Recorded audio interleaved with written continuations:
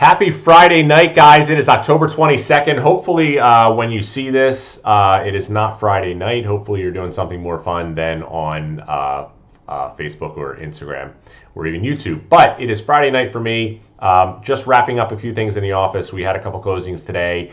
And the topic of affordability and the changes that have occurred over the last couple of months came up in a conversation with one of my agents. And I just wanted to share. I created a little content that we put on our website just now, speaking exactly to affordability. So I'm going to share my screen here. Important distinction right now. Homes are less affordable, but far from unaffordable. And so what I mean by that is, over the course of the last 10 months of this year, we've seen two things happen. We've seen a slight uptick in interest rates at some points. We've also seen an increase in median home sale price.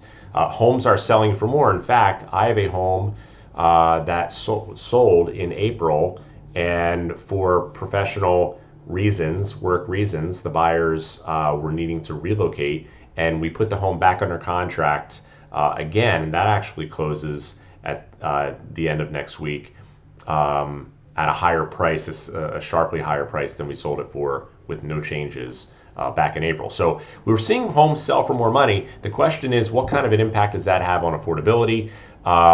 When you combine the increases in price that we've experienced over the last year, let's just say, plus the moderate changes in interest rates, we can see that the average monthly payment for a home purchase today conventionally has gone up nearly 20%, right? So that's significant, a couple $100 on a median home sale, on a median priced home.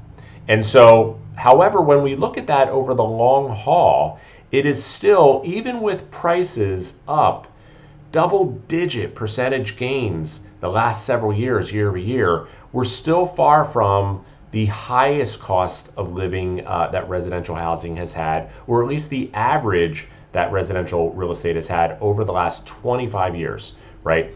I reference here, we felt a really strong impact back at the end of 2018. Some of you might have been in the market. I'm working with some sellers right now that bought back in 2016, 17, 18, and remember what it was like when the market really stalled as rates hit 5%.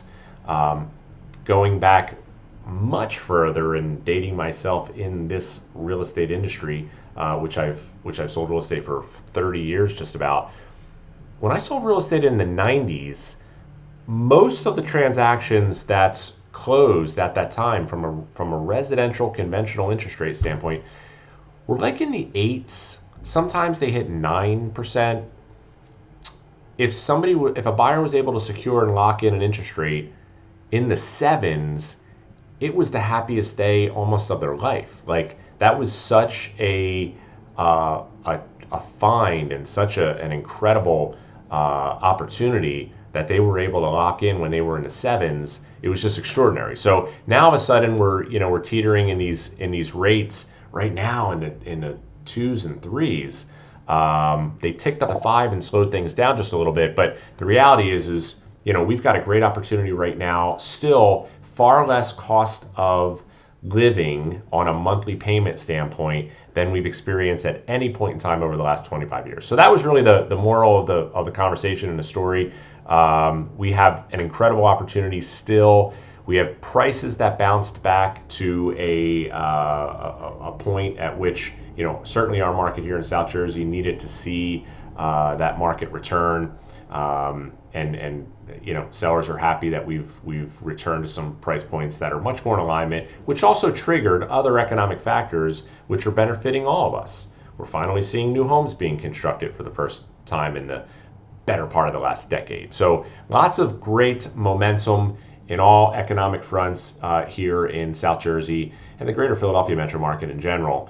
But I just wanted to share this quick message on Friday night. Hopefully, as always, the information we provide is helpful and you find to be the most valuable available to you in this market now.